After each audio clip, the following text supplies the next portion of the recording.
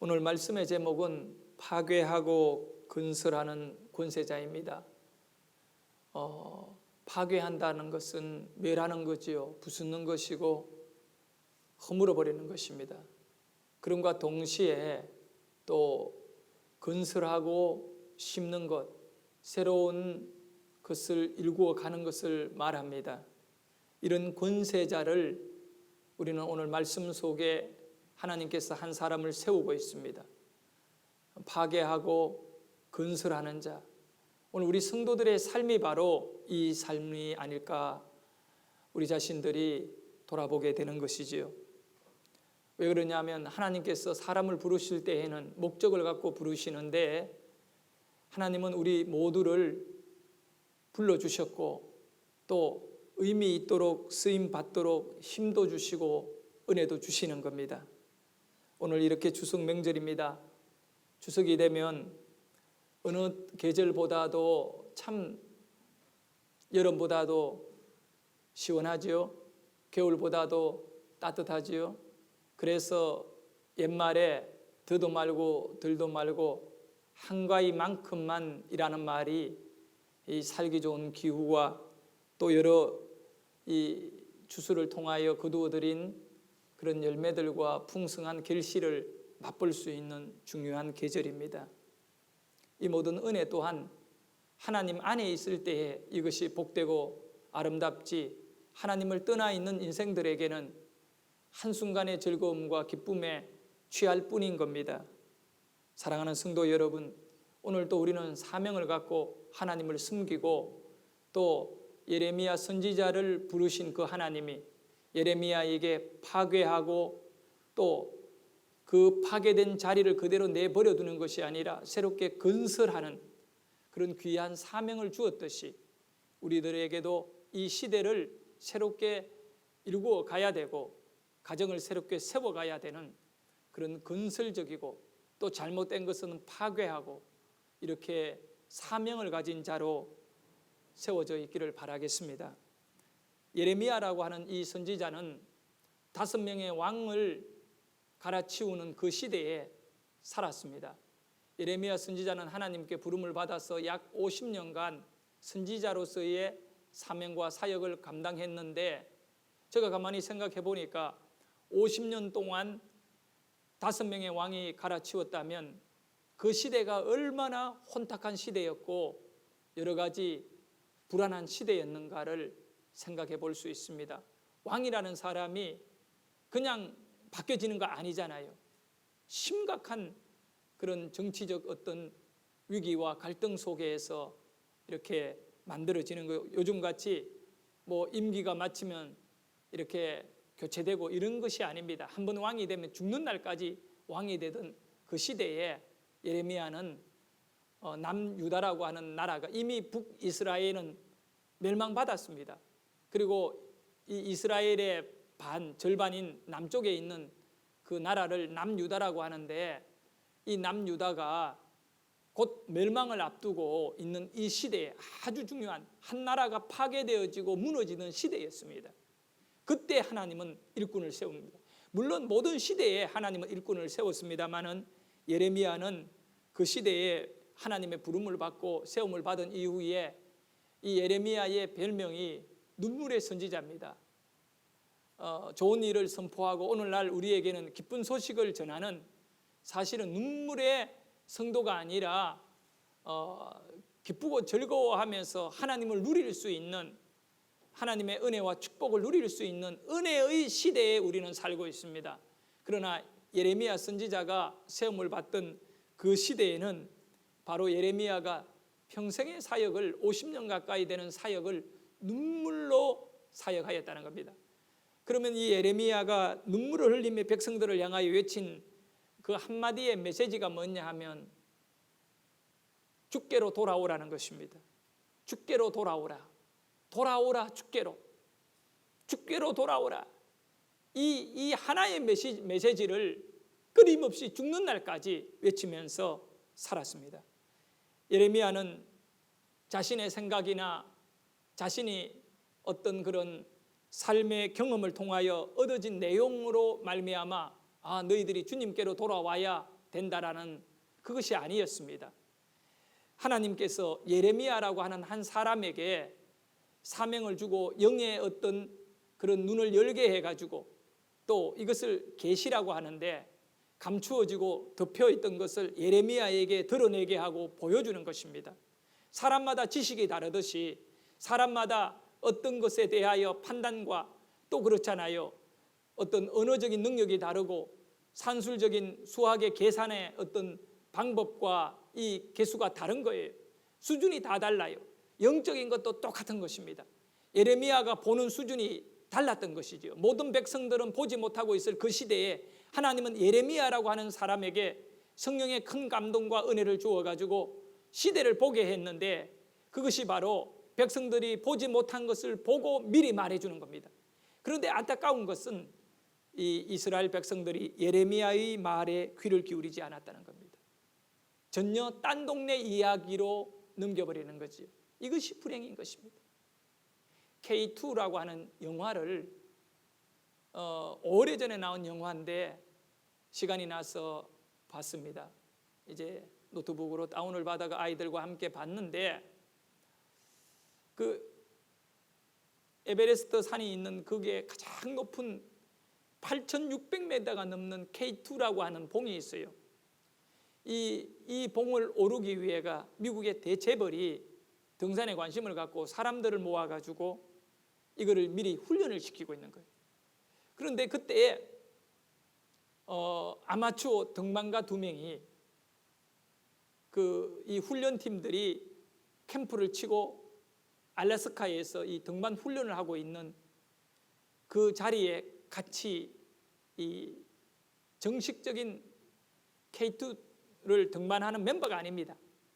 그저 이 사람들은 아마추어로 이렇게 하는 사람들이 그 산 이 빙산에 같이 텐트를 칩니다. 근데 경험이 많은 사람들이 이제는 이 눈 사태가 일어나는 시기는 다 지났다는 거예요. 그래가지고 이 아주 넓은 평탄한 계곡에다가 텐트를 2개를 딱 쳤어요. 인원이 한 대여섯 명 됩니다.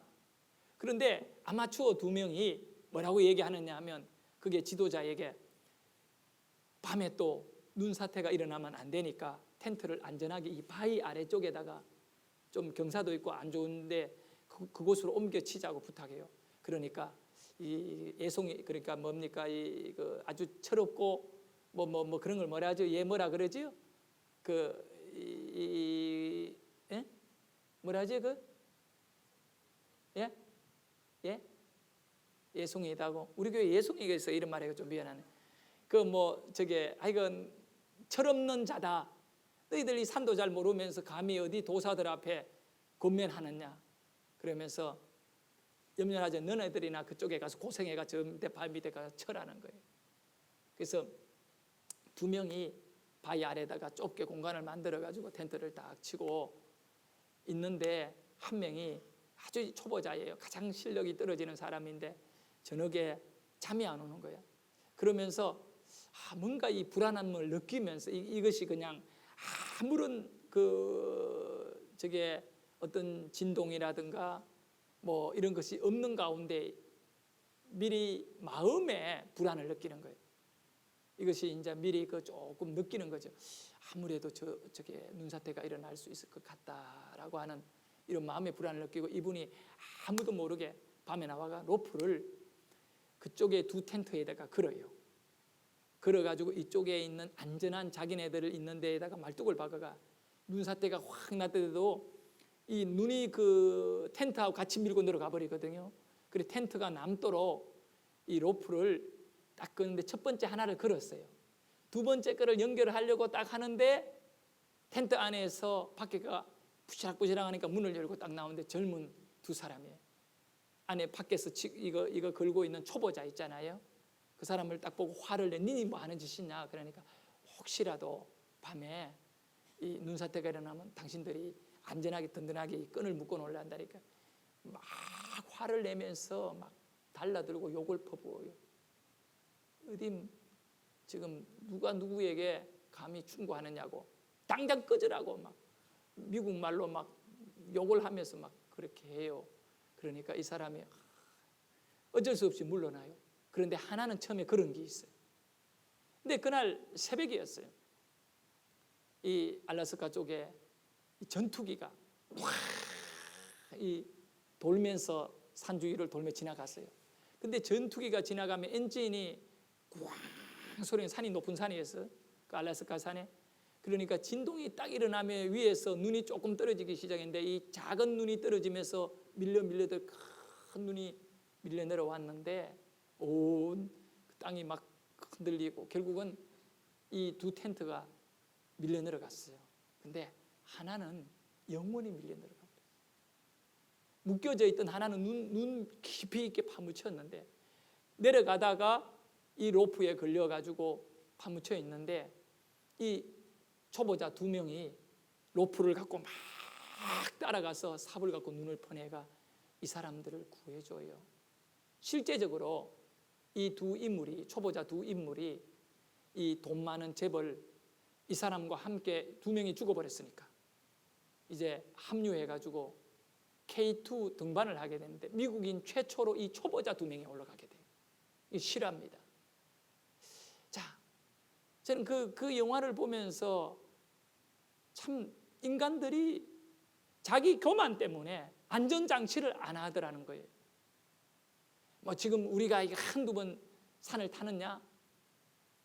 지금 너희들이 누구를 가르친다 마냐? 이런 식으로 하면서 인간은 굉장히 약한 존재예요. 이런 이 영화 중에 저는 감동적인 얘기를 들었는데 뭐냐면 산을 오르기 위해가는 많은 노력을 해야 되고 연습을 해야 돼요. 그리고 그래야 자기 목숨을 담보로 산을 오르는데 근데 여기서 무슨 얘기를 하느냐 하면 아무리 준비하고 그러더라도 결국 정상에 오르는 것은 누구의 결정에 따랐느냐 하면 산의 결정이라는 거예요. 등반하는 사람의 결정이 아니라 산이 그를 받아줘야 그는 정상에 오를 수 있어요. 일기가 나빠져 버리면 못 올라가니까. 그와 같이 모든 인생이 내가 땀 흘리고 내가 수고하고 내가 준비를 잘했다고 되는 것이 아니라 하나님이 그를 받아줘야 돼요. 하나님이 그를 쓰셔야 된다고. 예레미야가 잘났어 일꾼 되는 거 아니에요. 예레미야가 많이 배워서 훌륭한 사람이고 다른 사람들은 백성들은 못 배워가지고 미련한 거 아니거든요. 하나님이 예레미야의 눈을 열어주셔야 됩니다. 여러분, 이 하나님의 은혜를 우리는 귀하게 여길 수 있기를 바라겠습니다. 한 간단하게 3가지 정도만 생각을 해보겠는데요. 먼저 첫 번째는 예레미야에게 어떤 일들이 일어났는지에 대해 살펴보는데 먼저 예레미야에게 하나님의 말씀이 임했다는 것입니다. 우리의 믿음의 과정에 가장 중요한 거예요. 예레미야라고 하는 평범한 사람에게 하나님의 말씀이 임하는 거예요. 신앙생활의 생명력은 하나님의 말씀이 우리의 가슴에 제대로 임하는 거예요. 이것이 내 것으로 임하는 것입니다. 여러분께서 이렇게 보면 좋은 물건들이 많아요. 진열대에도 있고 저렇게 있고 밥상에도 여러 맛있는 음식들이 놓여 있어요. 그러나 내 것이 되는 것은 내가 돈을 주고 사야 되고 아니면 내 입에 넣어야 그것이 내 것이 되는 겁니다. 똑같은 상 위에 올라와 있지만 세 사람이 식사를 하면 저 음식이 누구 것이 될지는 나중에 가서 결정이 날 문제. 우리는 오늘 그저 하나님은 위대하다라고 바라보는 것으로 끝내면 안 되는 거예요. 하나님의 그 구원은 우리에게 있다라고 하는 것으로 그냥 느끼는 것이 아니라 내 구원으로 받아들이고 또 하나님은 능력의 하나님이라는 것을 내 능력으로 내 안에 그 능력을 내가 누리고 내가 받아들이는 그 첫 번째 과정이 뭐냐 하면 하나님의 말씀이라는 거예요. 하나님의 말씀이 내 안에 내 것으로 오게 되면 이 말씀을 갖고 움직이는 거예요. 베드로가 물 위로 걸을 때 주여 내게 말씀하여 주십시오. 주님이 오라고 명령을 내리면 내가 물 위로 걸어가겠나이다. 베드로는 물 위로 걸을 수 있다라고 하는 믿음이 있었지만 주님의 말씀이 있기 전까지는 그 물 위로 걷지를 못하는 것입니다. 여러분에게도 마찬가지지요. 하나님의 말씀이 예레미야에게 임하여 예레미야가 영의 눈을 열게 되고 그 시대에 쓰임을 받는 그런 인물이 되었듯이 오늘 저와 여러분에게 하나님의 말씀이 내 것으로 임하는 은혜가 있기를 소원합니다. 예레미야 1장 4절에 보면 여호와의 말씀이 내게 임하니라. 이것이 결정인 거예요. 하나님의 말씀이 임하지 아니하면 그 어떤 직분을 가지고 있더라도, 그 어떤 열심을 갖고 있더라도, 또 오랜 신앙의 경력을 갖고 있더라도 그거는 소용없는 것이지요. 하나님의 말씀이 바로 우리를 빚어가고 하나님의 말씀이 우리의 믿음의 능력이 되는 것입니다. 그래서 사도 바울도 디모데에게 이런 충고를 해줍니다. 오직 너 하나님의 사람아, 오직 너 하나님의 사람아. 하나님의 사람이 뭐냐 이거예요. 12절에 보면 믿음의 선한 싸움을 싸워라, 영생을 취하라. 이를 위하여 네가 부르심을 받았고 많은 정인 앞에서 선한 정언을 하였도다. 여러분, 정언은 무엇입니까? 이거는 어떤 일의 정언이라, 그래 보고 깨닫고 느낀 것을 그대로 이렇게 말하는 것이거든요. 정인이에요. 정인. 없는 것을 말하는 자가 아니에요. 그러면 디모데에게 바울은 무엇에 대하여 너는 정언해야 되느냐면 하나님이 너에게 준 말씀에 대하여 정언을 해라는 것입니다. 이것이 오늘 우리가 싸워야 될 싸움인 것입니다. 다른 싸움이 아니에요.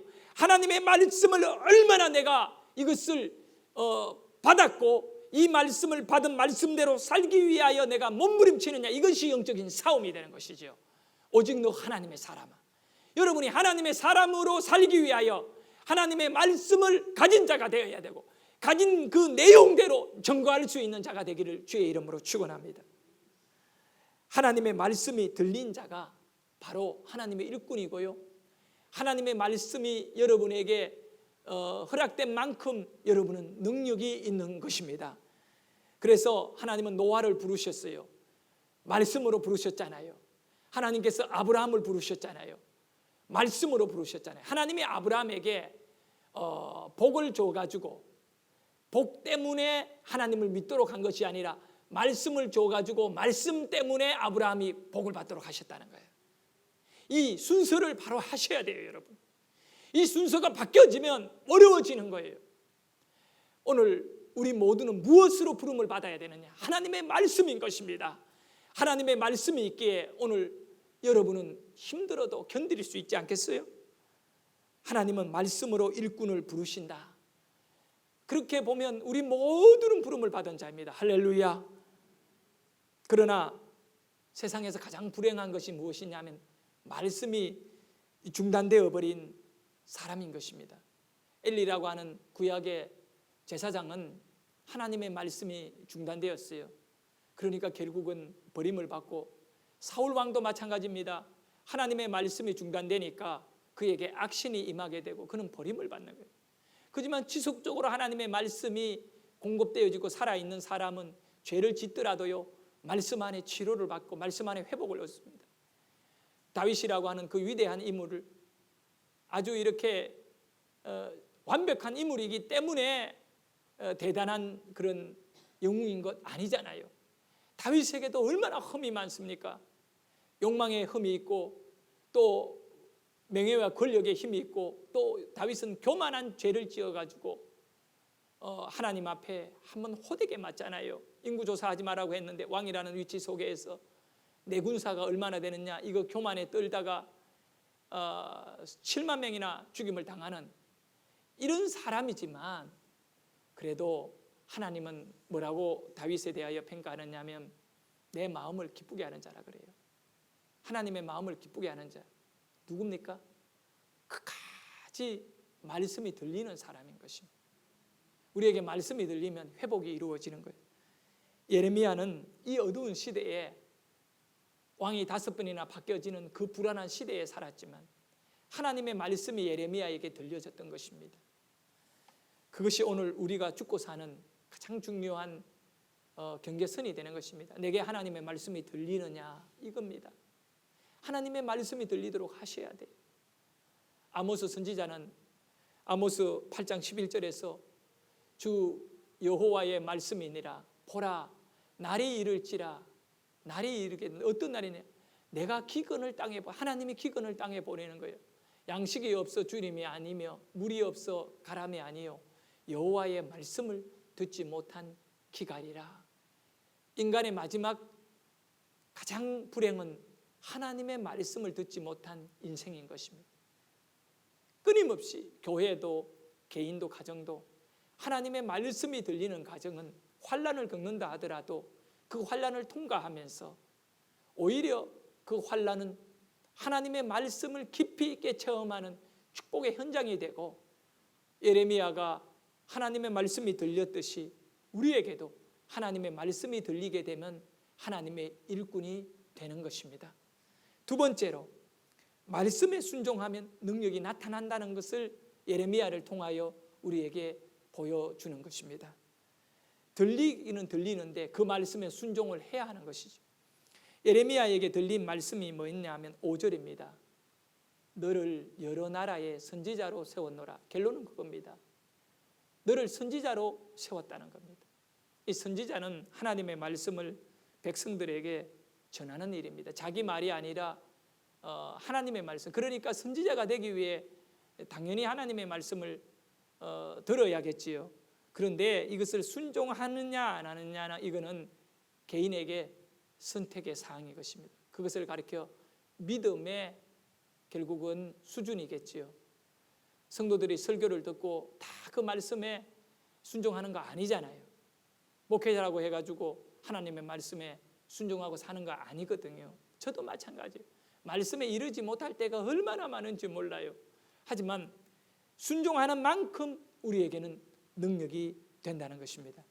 그래서 1장 6절에 보면 주 여호와여 보소서 나는 아이라 말할 줄을 알지 못하나이다 라고 예레미야는 고백하고 있습니다. 하나님이 예레미야에게 너 선지자 되어야 된다라고 말하니까 예레미야는 나는 아이입니다. 아이다란 말의 의미는 간단히 말하면 나는 미련하고 어리석고 똑똑하지 못하고 몸이 아이다 이 얘기는 아니잖아요. 수준이 이 아이다는 거지요. 그럼 말의 능력도 없고, 그러니까 내가 이것을 순종할 만큼의 준비가 나는 안 됐다 이렇게 말하는 것이, 용기도 없고 담력, 체력도 안 된다 여러 가지 이런 표현을 하겠지요. 그런데 다 그래요. 그 위대한 지도자였던 최고의 인류상 지도자는 모세라고 하지요. 리더십을 강의하는 분들이 한 번쯤은 모세라고 하는 이름을 언급하게 됩니다. 이 지도자는 굉장히 중요해요. 백성들이 준비되고 안 되고 상관없어요. 지도자만 준비되면 나머지는 이 지도자로 인하여 다 바뀌어지게 되어 있거든요. 그래서 우리는 지도자를 잘 뽑아야 되는 것이지요. 그와 같이 그 모세도 하나님께 부름을 받았을 때 말 못한다고 말했어요. 이사야도 마찬가지예요. 하나님께서 이 성전에서 이렇게 환상을 통하여 이사야가 부름을 받을 때 이사야가 뭐라고 말합니까? 죽게 됐다 그래요. 내가 죄인 가운데 거하는 자가, 자기가 죄인이라는 표현이죠. 하나님의 영광을 보고 하나님이 내게 사명을 요구하는데 나는 그걸 따라가지 못하니 나는 이제 죽었구나라고 말하는 거예요. 그때마다 하나님은요 그들에게 변화를 줘요. 이사야에게는 그 제단의 숯불을, 이 스랍이라고 하면 천사인데 천사들이 그거를 불집게로 갖고 숯불을 벌겋게 타는 숯불 갖고 와가지고 이사야의 입에 갖다 대버리는 거예요. 이거는 하나의 하나님이 부를 때의 환상이에요. 근데 이 타는 숯을 입에다 대니까 어떻게 되게요? 쉽게 말하면 화상을 입어버리잖아요. 그 입을 찢어버리잖아요. 나는 못합니다라고 말할 때 입을 찢어버리는 거예요. 그런 말은 너의 입은 그럼 못하겠다라고 안 하겠다라고 하기 위하여 사용될 입이 아니다는 거예요. 왜냐하면 말씀 줬기 때문에 말씀 준 자들은, 말씀 받은 자는 그 말씀에 순종하면 반드시 역사가 일어나는 거예요. 이것이 믿음의 세계의 공식이고 원리인 것입니다. 모세에게도 마찬가지거든요. 똑같은 거예요. 네 못한다고 말하지 말고 네 들고 있는 게 뭐냐? 지팡이를 한번 땅에 던져봐라. 뱀이 됐잖아요. 그때 하나님이 모세에게 한 말이 꼬리를 잡아라 그래요. 제가 누누이 설교하면서 말씀을 드렸습니다만 뱀은 꼬리 잡으면 죽습니다. 누가 죽느냐? 잡은 사람이 죽습니다. 뱀이 죽는 게 아니라, 뱀을 제압하는 방법은 대가리를 쳐야 됩니다. 대가리를 딱 잡으면 뱀은 아무것도 없습니다. 사탄은요 말입니다. 사탄의 말에 여러분 두려워할 필요 없어요. 사탄은 딱 말만 딱 하나님의 말씀으로 제압해버리면 다 끝나는 것입니다. 근데 모세가 하나님의 명령에 의해가 뭘 잡아야 된다고요? 꼬리를 잡아야 되는 거예요. 자기 상식을 벗어나는 일입니다.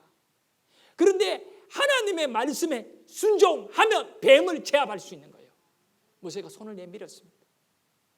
그 독뱀의 꼬리를 딱 잡는 순간에 이 뱀은 지팡이로 바뀌어지는 것입니다. 말씀에 순종하면요, 우리의 환경에 변화가 일어납니다.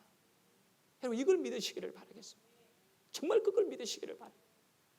하나님은요, 죽은 자도 살리는 하나님이시에요. 얼마나 우리의 삶 속에 깊이 있게 역사하는지 몰라요. 정말 그 하나님이에요. 예? 저 목회를 하면서도 마찬가지입니다.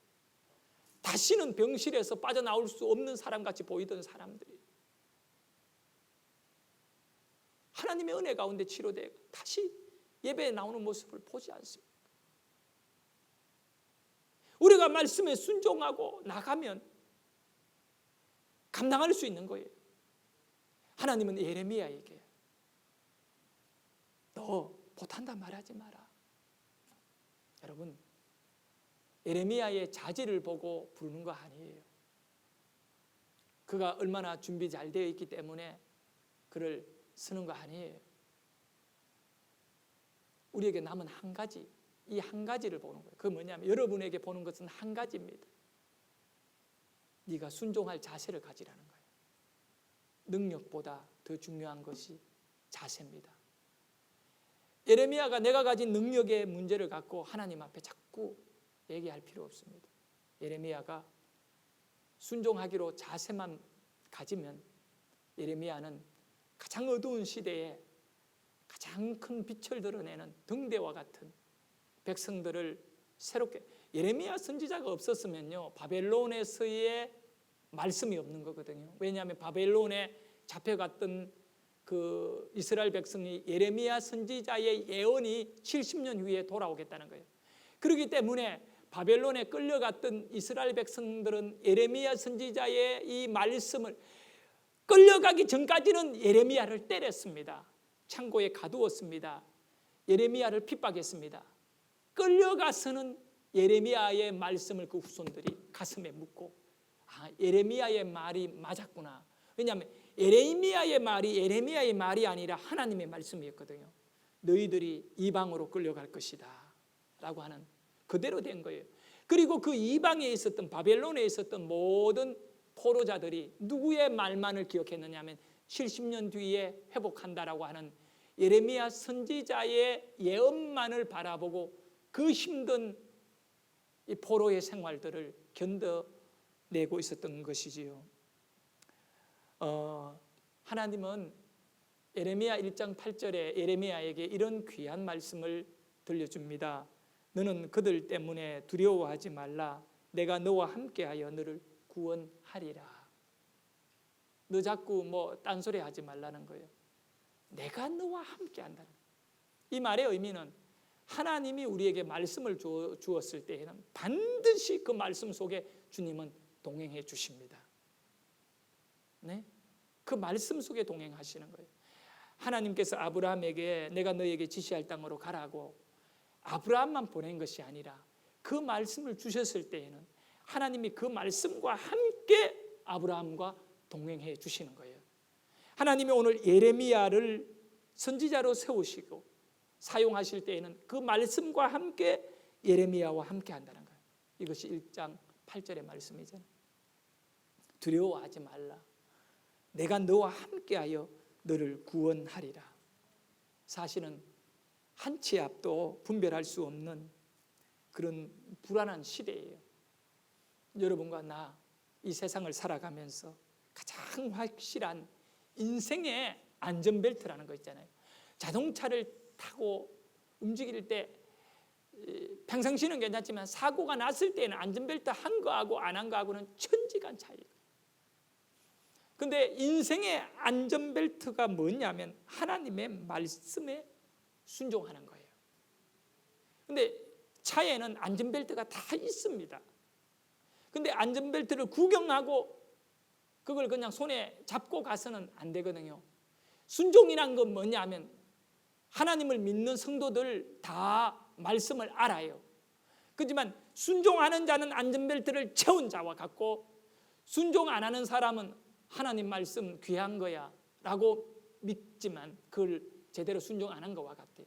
그런 인생에 문제가 딱 생겼을 때 보면 순종한 사람에게는 하나님의 능력이 나타나요.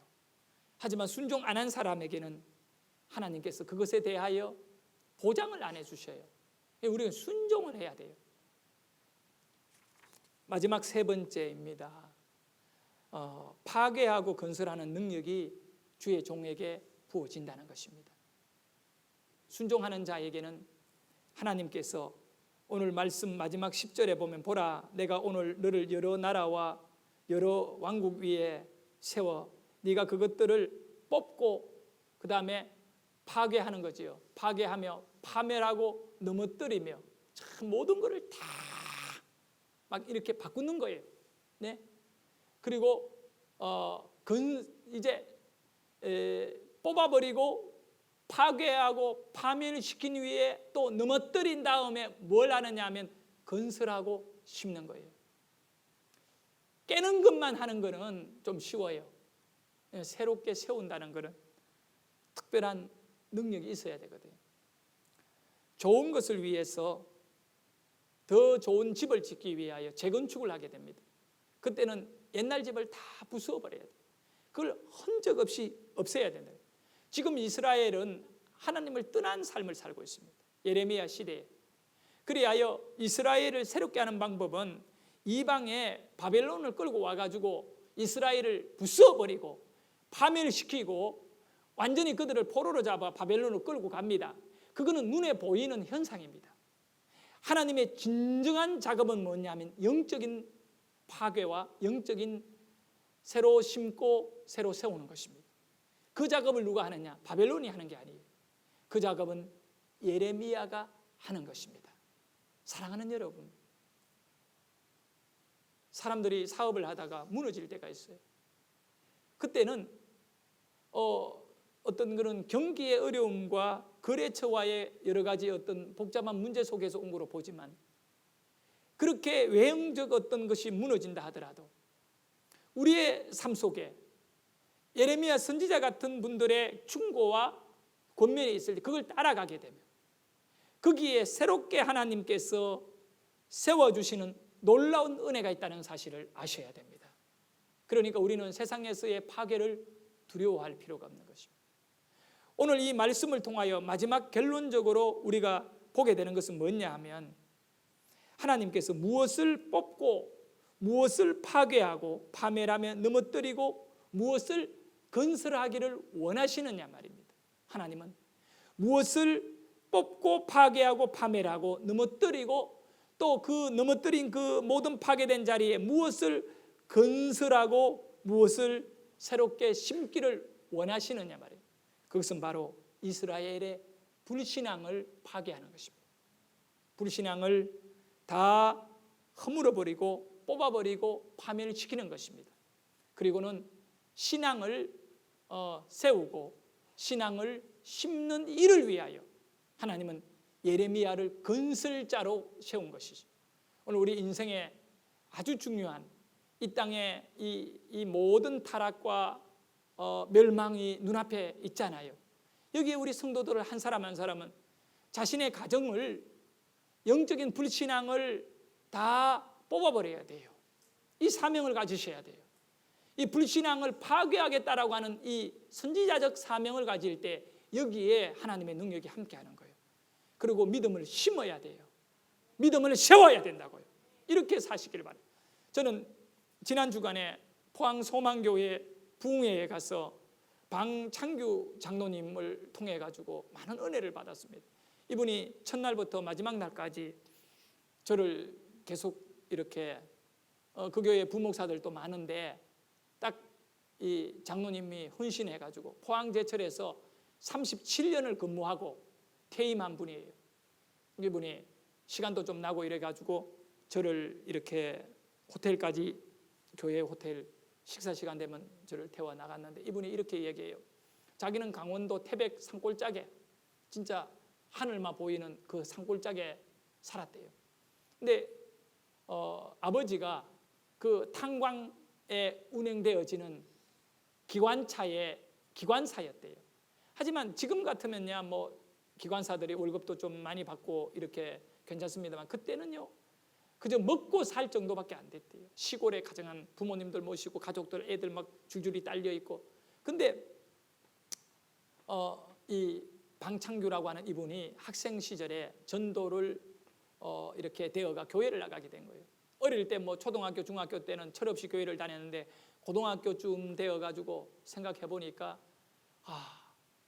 우리 아버지도 어머니도 가족들도 다 예수 믿어야 되겠다 이런 마음을 갖고 가족들을 위하여 끊임없이 기도하는데 기도가 하면 할수록 방해의 역사는 더 심해지는 거예요. 사탄은 가만히 안 두거든요. 아버지가 너무 좋은 사람이 돼. 그런데 이 종교적인 문제에서는 그렇게 악랄할 수가 없대요. 아버지가 고등학교 2학년 때 교회 나간다고 이 2학년짜리 아들을 옷 하나 입히지 아니하고 방에서 이렇게 팼다는 거예요. 거의 실신할 정도로 두드려 맞는데 네가 한마디만 교회를 안 나간다고 해라. 근데 그렇게 맞으면서도 하나님을 믿겠노라고. 그러니까 엄마가 문을 따가지고 아들을 일단 빼낸 거지. 아버지도 자식을 자기 자존심이 있으니까 애가 네 죽을 때까지 패겠다는 거예요. 그런 가운데 이 아들이 돼지굴로 아버지는 때리고 엄마가 문을 따줘가지고 문을 열고 도망을 나왔는데 어디로 갈 데가 없어서 돼지굴로 들어갔대요.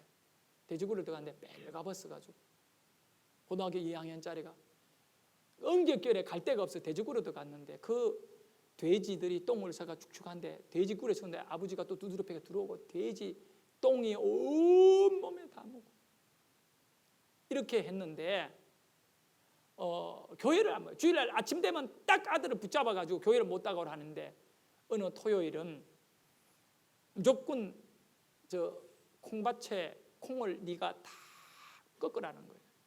콩을 다 꺾어야지 너 이제 월요일날 학교 가야 하잖아요. 학교가 저거 네가 안 꺾으면 나는 기관사로 가고 엄마는 또 뭐 일이 있고 이거 우리 콩 다 버린다. 꺾으라 그러더래요.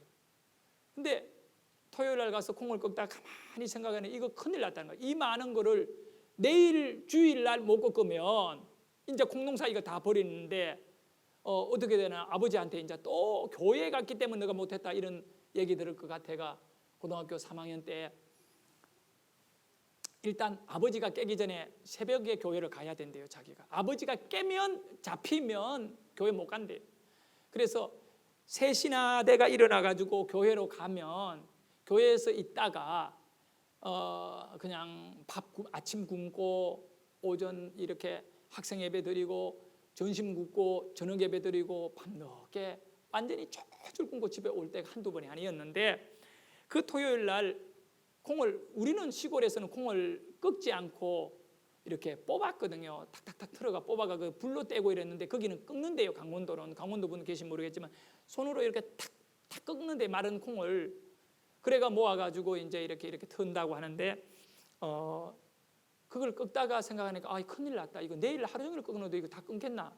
이런 생각이 들더래요. 그 주일날 내일은 교회를 가야 되고 이걸 어떻게 해야 되나?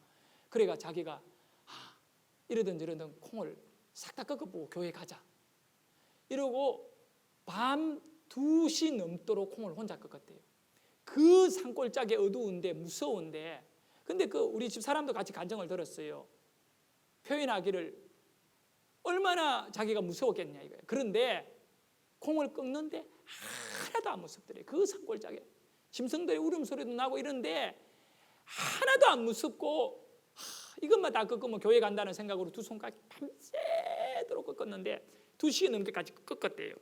꺾어가지고 어두우니까 그 깜깜한데 막 잡히는 건 다 꺾고 난 다음에 집에 들어왔대요. 집에 들어와가지고 문고리를 잡고 이렇게 내가 너무너무 피곤해가지고 1시간만 눈을 딱 붙이고 새벽 한 4시나 3시 돼가 빨리 아버지가 일어나기 전에 도망가야 되겠다 딱 생각했는데 아버지는 작정을 하고 아들이 새벽에 도망 못 가도록 미리 아버지가 지키기 위해 해가지고 3시쯤 돼가지고 아들 방 앞에 와가지고 딱 보니까 이 피가 막 묻어 있는 거예요. 피가 묻었는데 이걸 끄다가 손 전체가 피투성이다. 콩을 장갑도 없고 그때 뭐 무슨 장갑이 있겠어요. 몇십 년 전에 40년 50년 전에 그래가지고 자는 자기를 깨우더래요. 깨우더니 너 누구하고 싸워가 들어와가지고 지금 이 모양이냐 그러더래요. 막 불을 켜고 막 보니까 손 전체가 양쪽 손이 피투성이가 돼 있는데 자기는 너무 피곤해가지고 이것도 모르고 있었다는 거예요. 근데 아버지가 하는 말이 너 도대체 그래가지고 잠에서 깨가지고 한 말이 아버지가 콩을 다 꺾으라고 해가지고 내가 오늘 주일이기 때문에 이걸 아버지 말에 불순종하면 안 될 것 같아. 이 콩을 다 꺾고 교회 가려고 콩을 꺾었습니다. 그리고 조금 전에 들어와가 내가 잠이 팍 드는데 아버지가 저를 깨웠습니다. 그러더래요. 그랬대요 자기가. 그러니까 아버지가 아무 말을 안 하고 얘를 교회 못 가게 하려고 그 새벽 시간에 딱 문 앞에 와가지고 조치를 취했는데 그 말 듣더니 아무 말을 안 하고 아버지 방으로 건너가더래요. 그리고 자기가 일어나가지고 그 길로 새벽 예배 왔대요. 그리고 주일을 다 보내고 집으로 돌아갔대요. 근데 교회라면 그렇게 싫어하던 이분이 갑자기 설사병이 걸린 거예요. 기차를 몰고 가다가 기차를 세워놓고 똥을 싸야 되는데 물이 흘러내리는데 그래서 절에 가서 구인사야라고 하는 절에 갔더래요. 절에 갔는데 이분은 막 문제만 있으면 절에 가는 분이다. 아버지가 구인사 절에 갔는데 어느 날 막 아들은 아버지의 구원을 기도하는데 이게 이제 역사가 일어나요. 한 번도 그런 적이 없었는데 자기는 똥이 줄줄 흘러내려가 구인사에 가서 이걸 하려고 이거는 이제 약을 먹어도 안 되고 이런데 이 중이 하는 말이 아주 아버지의 마음을 상하게 해버린 거예요. 가서 불공 들이고 내려가 이러더래요. 그 말에 진짜 그만 네가 막 화가 나가지고 그날은 불공 안 들이고 집에 그냥 왔더래요.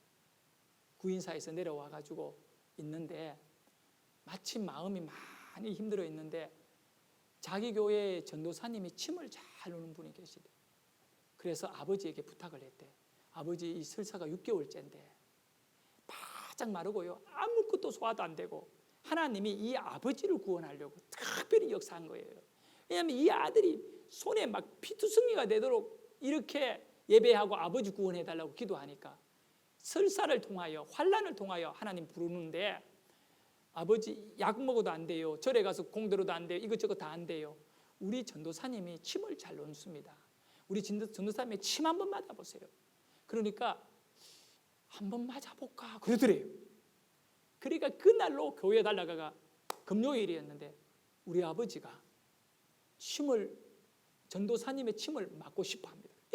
동네 소문이 다 나는데 그 동네 예수 믿는 사람이 대다수인데 딱 자기 집만 예수를 안 믿는데요.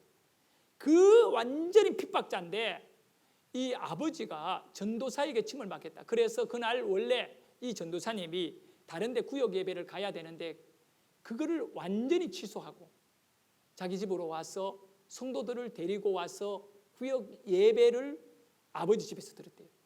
이 침을 맞으려면 예배를 드리고 맞아야 된대. 내가 예배를 딱 드리고 침을 맞았는데 설사가 딱 중단돼 버렸대. 그리고 교회를 다녔는데 교회에 완전히 충성한 일꾼이 되버렸어요. 그리고 이분은 고등학교밖에 못 나왔는데 포항에 내려와가지고 약사의 딸을 만나 결혼하고 포항에서 아주 포철에 들어가서 잘 살게 된 거예요. 그러니까 이 하나님의 말씀 안에 살아가던 이 사람의 인생은 너무 아름다워. 그 아들이 지금 목사님이시요. 그 아들이 목사님인데 포항의 대흥교회라고 하는 목사님인데 이 대흥교회가 해피데이를 해가지고 얼마나 크게 붕대인지 몰라. 그게 이 포항 대흥교회는 수천 명 모이는 교회이래요. 근데 그 아들 목사가 아버지를 만나면 장로님을 만나면 해피데이 이야기밖에 안 한대. 그러니까 자기가 자기 담임 목사님에게 가서 3년을 해피데이 이야기하니까 3년째 되는 올해 이 소망교회 큰 교회입니다. 해피데이를 시작했다는 거예요. 여러분 말씀을 맺겠습니다. 오늘 말씀대로 예레미야라고 하는 한 인물을 그 힘들고 어려운 시대에 하나님이 말씀을 주어가지고 그 예레미야가 말씀에 순종해가지고 파괴하고 불신앙을 파괴하고 허물고 바로 신앙을 건설하고 세우는 일로 사용되었듯이 여러분은 여러분의 가정에 바로 불신앙을 파괴하고 신앙을 세우는 자로 오늘 부름을 받기를 소원합니다. 기도드리겠습니다.